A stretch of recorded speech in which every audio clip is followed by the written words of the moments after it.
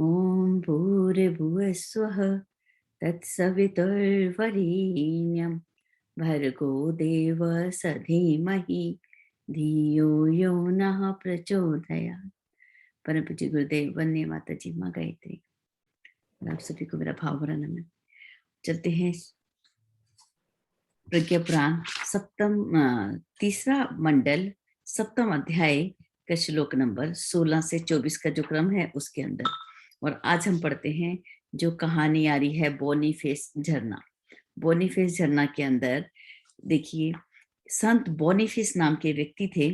उन्होंने आजीवन दूसरों की सेवा की, पर कभी किसी से कुछ मांगा नहीं, भले ही उन्हें कई दिन उपवास ही न करना पड़े। एक बार उन्हें कई दिन तक कुछ खाने को ना मिला। एक स्त्री जो है वो उस समय गाय या भैंस का दूध निकाल रही थी। उन्हें ऐसा लगा कि अपने भीतर न मांगने का अहंकार उठ रहा है, तो उन्होंने तुरंत ही उस स्त्री से थोड़ा दूध मांगा। उसके पति ने बीच में ही रोककर दूध देने से इनकार कर दिया। संत बिना किसी दुर्भाव से आगे बढ़े, पर भूख सहन ना करने के कारण जमीन पर गिर गए। वही एक निर्झर फूट पड़ा, जो आज भी बोनीफेस निर्झर के नाम से प्रख्यात है। तो बहुत ही सुंदर सी बात है। देखिए, इसके अंदर मुझे जो समझ आया, कई बार हमको एक अहंकार सा हो जाता है कि मैं तो नहीं मानता। बाबूजी हमेशा पढ़ाते समय बोलते हैं कि जो सत्व की गांठें हैं वो तमस की और रजस की गांठ से भी ज्यादा कठिन है। उन गांठों को तोड़ना अपने शरीर के अंदर, जब हम ग्रंथि भेदन पढ़ते हैं तो सत, रज और तम तीन प्रकार की जो है हमारी गांठ पड़ जाती हैं। सत की गांठ, हम विद्वान होने का हमें अहंकार आ जाता है, मंत्र रटने का, कर्म कांड करने का, अपने आप को विद्वान मानने का अहंकार आ जाता है। एक बार ऐसे ही अपना बताऊंगी कि बाबूजी आए हुए थे और मैंने उनसे बोला कि उन्हें, बाबूजी मैं झूठ नहीं बोलती। बोले अच्छा। बोले कब से? बहुत साल हो गए। मैं सोमवार का व्रत किया करती थी, तो उसके अंदर एक पुस्तक थी, उसमें एक लिखा हुआ था कि मंडे के दिन झूठ नहीं बोलना। तब से अभ्यास शुरू किया और करते करते आज तक ऐसी स्थिति आ गई कि अब मैं कभी झूठ नहीं बोलती। तब उन्होंने मुझे बताया, ये जो गांठ आ गई है अहंकार की, अब मैं सदा सत्य बोलती हूँ।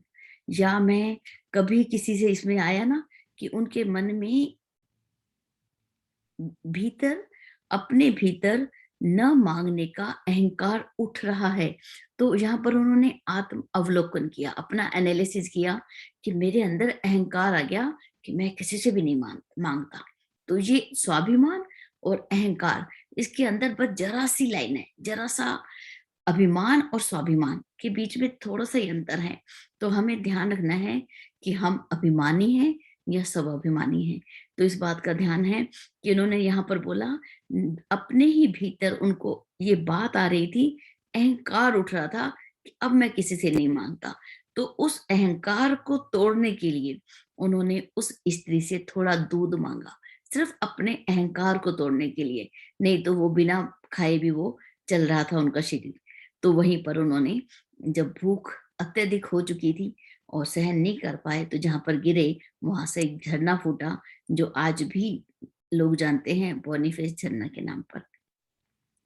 संतों जैसी उदारता यदि हर किसी परिवार संस्था के सदस्यों के मन में जीवित हो, तो वे अभावों में रहते हुए भी संतोष भरा संतोष भरा यशस्वी जीवन जी सकते हैं। आगे आगे एक और कहानी आती है, छोटी सी। कम में भी निर्वाह तो संभव है। एक साधु ने अपने सो सकने जितने आकार की एक झोपड़ी बना ली। अकेला रहता था। वर्षा की एक रात में एक साधु कहीं और से आ गया। उसने जगह मांगी। झोपड़ी वाले ने कहा, इसमें सोने के लिए तो यदि हम सो जाते हैं, लेट जाएं, तो इसमें सिर्फ एक व्यक्ति के लिए जगह है, लेकिन बैठे तो दो व्यक्ति रह सकते हैं। हम दोनों मिलकर बैठे रहते हैं तो रात बीत जाएगी। आधी रात ही बीती थी, वर्षा की घनघोर रात थी। तो कहीं से एक व्यक्ति और आ गया और कहीं से भीगता हुआ वहां पर दरवाजा खटकाया। वह भी आश्रम में शरण चाहता था। अब झोपड़े वाले साधु ने फिर कहा कि जगह तो कम है, लेकिन खड़े होकर हम तीनों रात काट सकते हैं। तीनों खड़े रहकर वर्षा से बचाव करते रहे। यदि अंदर उदारता हो, वसुधैव कुटुंबकम का भाव हो, तो कम साधनों में भी अधिक व्यक्तियों का निर्वाह होता रह सकता है। सबसे प्रेम करो, अगला शीर्षक। कुछ व्यक्ति एक वट वृक्ष के नीचे बैठे वार्तालाप कर रहे थे। सभी दुनिया के झंझटों से परेशान होकर भाग आए थे और साधु होने जा रहे थे। तब एक ने कहा, हम सब जंगल में रहेंगे और तपस्या भी करेंगे। लेकिन यह तो सोचो कि ईश्वर से वरदान मांगेंगे तो क्या मांगेंगे। अब ये बातचीत हो रही है साधुओं के अंदर। देखिए, तो दूसरे ने कहा, अन्न मांग लेंगे, अन्न के बिना तो जीवित रहना संभव ही नहीं है। तीसरे ने कहा, नहीं, बल मांग लेंगे, बल के बिना तो जीवन कैसा है, निरर्थक। चौथे ने कहा, नहीं, मैं बताऊं, बुद्धि मांग लेते हैं, बुद्धि मांगना ज्यादा उचित है, बुद्धि की आवश्यकता तो हर किसी को पड़ती है। तो पांचवा बोला, अरे ये तो सब संसारिक हैं, हम आत्म शांति मांगेंगे जो मनुष्य का अंतिम लक्ष्य है। तब पहले व्यक्ति ने कहा कि तुम सब मूर्ख हो, क्यों ना हम स्वर्ग ही मांग लें, वहां तो सब कुछ एक साथ ही मिल जाएगा। तब वहां पर जो विशाल वट वृक्ष था, वो ठहाका लगाकर हंसा और बोला कि मेरी बात मानो, तुम लोगों से न तपस्या होगी, न उपलब्धियां प्राप्त होंगी, क्योंकि यदि इतना ही मनोबल होता तो संसार से घबरा कर न भागते। बिना मांगे ही मैं एक वरदान देता हूं तुम्हें, उसका नाम है प्रेम। प्राणी मात्र से प्रेम करो। प्रेम का अर्थ आत्म संयम और दूसरों की सेवा सहायता समझो। फिर देखो, जो वस्तु मांगोगे वही प्राप्त करने की क्षमता आ जाएगी। यह सुनकर वे उठकर अपने अपने घर को चल दिए और विश्व मानवता की सेवा में जुट गए। आगे यहाँ पर किसे क्या ओदिया मुख्य, क्या मांगना है ईश्वर से, प्रेम। प्राणी मात्र से हम प्रेम करें, सबसे प्रेम कर सकें, ऐसा हमें ईश्वर हमें आत्म संयम दे और दूसरों की सेवा सहायता हम कर सकें प्रेम प्रेम के माध्यम से। आगे चलते हैं, पूरे राष्ट्र का दर्द। देखिए, जिनको जब हम समझते हैं कि गुरुदेव की पीड़ा जब हम समझते हैं, तो पूरे विश्व की पीड़ा जो है हमें गुरुदेव के अंदर दिखाई देती है। और यहाँ पर जो है पूरे राष्ट्र का दर्द किसको था, और जो कि राष्ट्र के पिता कहलाए। अब उसके अंदर पढ़ते हैं, जिन्हें सारा विश्व अपना परिवार प्रतीत होता है, वे व्यक्तिगत जीवन में स्वयं के प्रति कठोर और दूसरों के प्रति उदार दृष्टिकोण अपनाते हैं। देखिए, जिनको सारा विश्व अपना परिवार लगता है, वो अपना जीवन कैसे रखते हैं, अपने प्रति कठोर और दूसरों के प्रति उदार, ऐसा दृष्टिकोण को अपनाते हैं। वे अपने पर अंकुश लगाते हैं ताकि औरों को अभाव ना हो। लोक सेवियों का यही जीवन साधना वास्तविक ईश्वर उपासना है। अब इसमें उदाहरण दिया, महात्मा गांधी गोलमेज सम्मेलन में भाग लेने के लिए लंदन गए। उन्हें ब्रिटिश राजा से भेंट करनी थी। राजा के सचिव ने बताया कि इस ढंग से आप उनसे भेंट नहीं कर सकते, क्योंकि महात्मा गांधी जो थे वो उन्होंने एक धोती पहनी हुई थी, ऊपर से कोई वस्त्र धारण किया हुआ था। तो बोले, इस पोशाक में तो आप नहीं जा सकते। गांधी जी ने कहा कि मैं भारतवर्ष से आया हूँ, वहां के रहने वाले व्यक्ति को घुटनों तक की धोती और ऊपर डालने के लिए अंगोछे से अधिक कुछ भी उपलब्ध नहीं है। आप तो इतनी दूर बैठे हैं और आपको वहां की स्थिति का कुछ भी ज्ञान नहीं है। वहां पर लोग कड़ी मेहनत करते हैं, फिर भी एक समय का भोजन बड़ी कठिनाई से जुटा पाते हैं, टूटे फूटे मकान में निवास करते हैं। निर्धन भारतवासियों का प्रतिनिधित्व करने के लिए मैं आपके पास आया हूँ, और मुझे इसी वस्त्रों में राजा से भेंट करनी है। अगर वो नहीं करना चाहते तो मैं अपने देश वापस लौट जाता हूँ। अब जो सचिव था राजा के पास गया और महात्मा गांधी जी की सारी बात उसको कह सुनाई। अब जब सारी बात सुना दी तो राजा ने आदेश दिया कि गांधी जी जिस प्रकार भी वस्त्र धारण किए हुए हैं, उन्हीं वस्त्रों में उनको मिलने दिया जाए, और उनके लिए किसी और पोशाक पहनने की आवश्यकता नहीं है। गांधी जी धोती पहने, चादर ओढ़े ही अपनी वार्ता के लिए उनके पास जा पहुंचे। ये ही विशेषताएं थी जिस कारण उन्हें महात्मा, राष्ट्रपिता जैसे संबोधन दिए गए। पूरे राष्ट्र के पिता बनकर वो एक प्रतिनिधित्व करके किस प्रकार से राजा से भेंट की और अपने देश की जो स्थिति थी वो उनके सामने प्रकट की। तो आगे चलते हैं हम। ये जो प्रज्ञा पुराण है क्या है, मानव से महामानव कैसे बने, उस प्रक्रिया के अंदर अभी हम चलते हैं श्लोक नंबर 25 की ओर।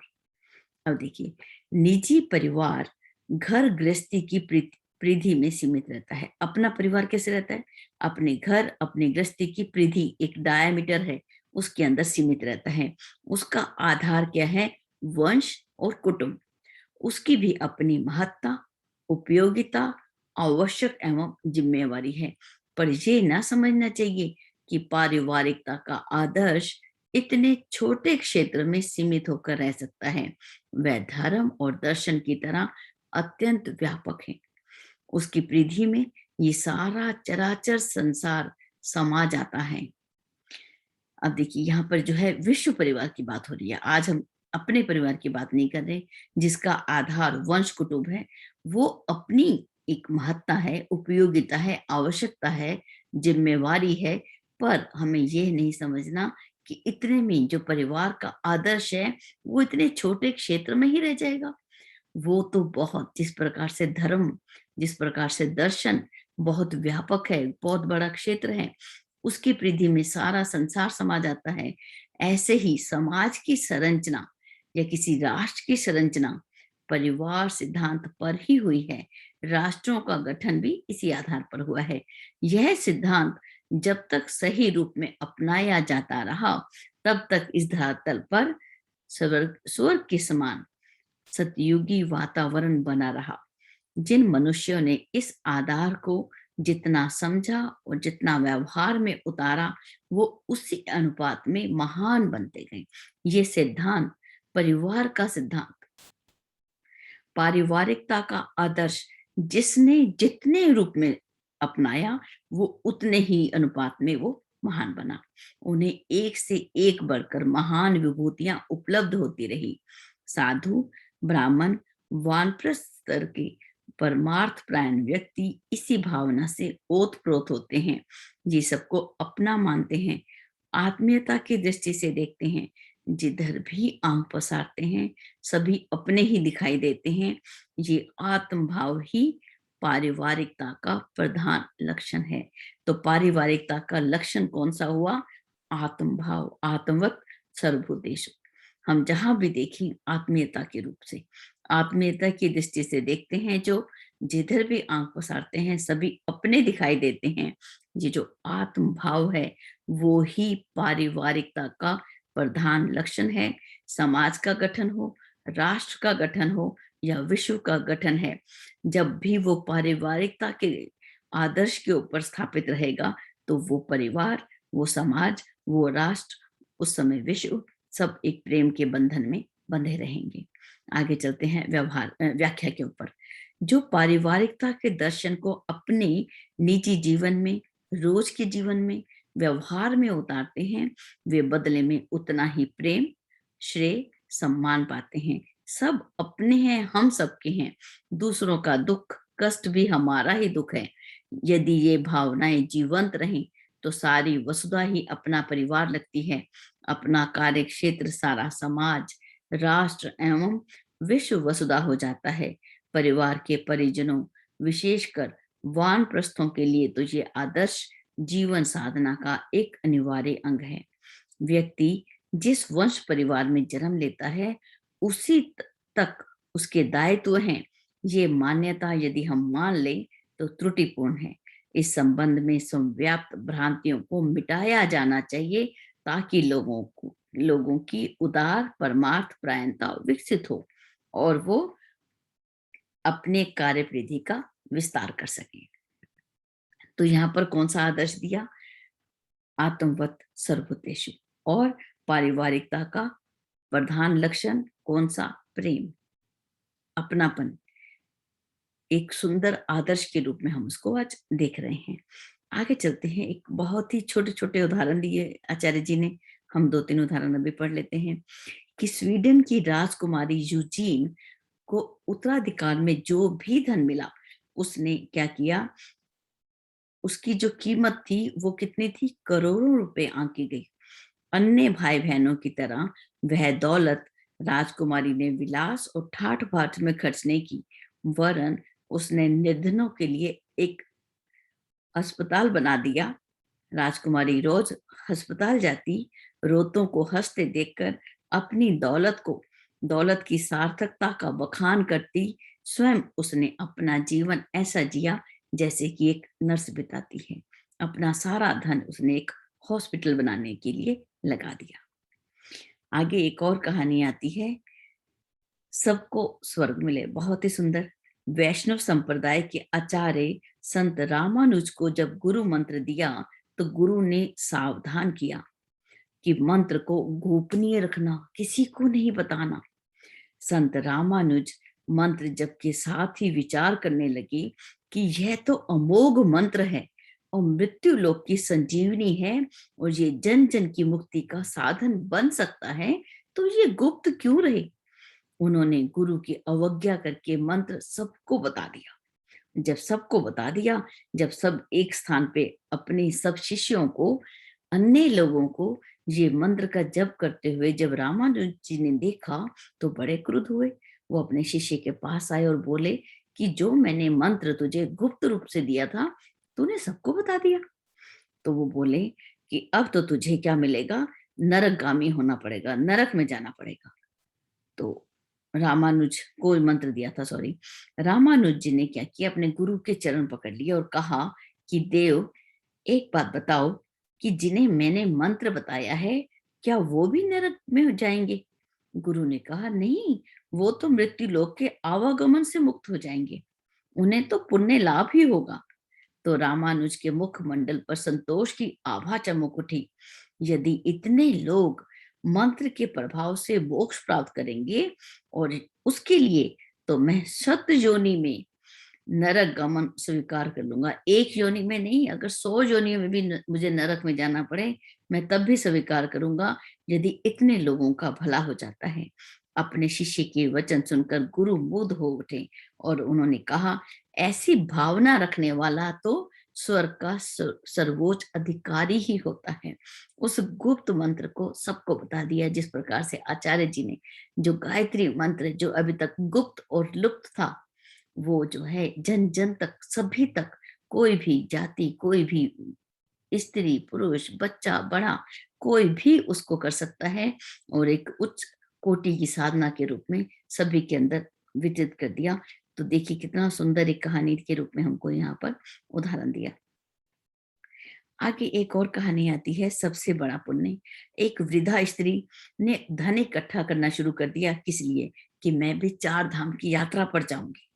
जब पैसे इकट्ठे हो गए, तो उन दिनों में अकाल पड़ गया, असंख्य लोग भूख से मरने लगे। तो उन्होंने, उस वृद्धा ने देखा कि ये धन किस काम आएगा, तीर्थ यात्रा के लिए। तो उसने अपना धन का जो भंडार था वो खोल दिया और सब लोगों की मदद कर दी। ऐसे उसने कई बार किया। ऐसा ही तीर्थ यात्रा के लिए पैसा इकट्ठा करती, और जब समाज के लोगों को जरूरत होती तो वही निकाल के दे देती। अब जब परलोक जाना पड़ गया, एक दिन समय आ गया, ईश्वर के घर पहुंच गए, तो अब उन्होंने लेखा जोखा लिया गया। तो उनमें देखा, उस वृद्धा को सबसे ऊंचा गिना गया। देवदूतों ने संदेह व्यक्त किया कि उसने तो एक कदम भी कभी तीर्थ यात्रा नहीं की, और आपने उसको ऊंचा स्थान दे दिया। तो धर्मराज ने कहा, जिस भावना की अभिव्यक्ति के लिए तीर्थ यात्रा की जाती है, उसे वृद्धा ने पूरी तरह अपनाया।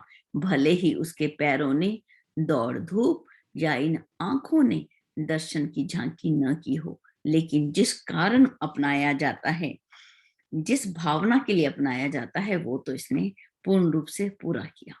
बहुत ही अच्छा। एक और भी बहुत छोटी सी कहानी है, हमारे पास समय है, हाँ।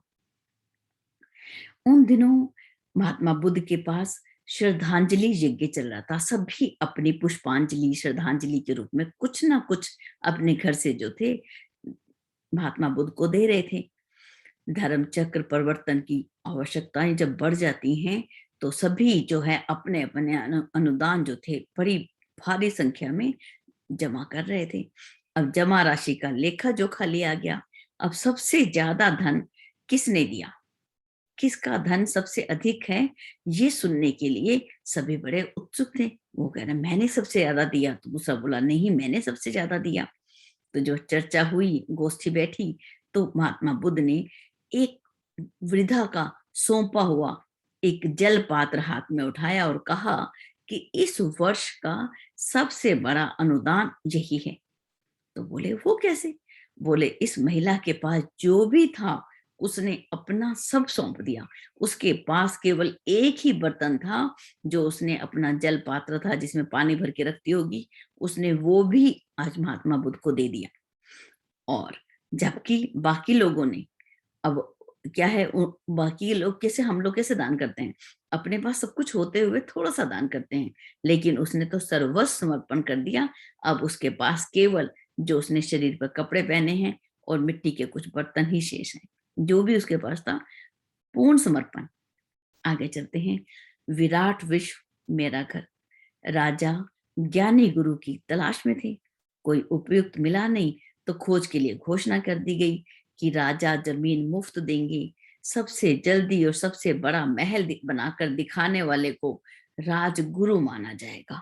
अब देखिए, राजा जो थे ढूंढ रहे थे कि कोई ज्ञानी गुरु जो है वो उनको मिल जाए, तो उन्होंने घोषणा करा दी कि जो सबसे बड़ा महल बना के दिखाएगा उसको मैं क्या दूंगा, उनको मैं राजगुरु बना लूंगा। अब बड़े संत आए, जमीन ली, चंदा इकट्ठा किया, महल बनाने में जुट गए। राजा रोज देखने जाते कि किसका महल कितना बड़ा बन गया। बड़ा निर्माण कार्य बड़ी तेजी से चल रहा था। जमीन कितने लोगों को बांट दी थी, एक संत को भी दी गई। जमीन पर वो आते, रोज बैठे रहते। पूछा भैया आप आश्रम क्यों नहीं बना रहे? तो उन्होंने कहा ये विराट विश्व मेरा ही घर है, इससे बड़ा और क्या बनाऊं? बनाने का उद्देश्य क्या है? संभालना पड़ेगा, सजाना होता है। तो मैं इस विश्व वसुधा को ही क्यों ना संभालूं, इसी को ही सजाने में लगा रहूं।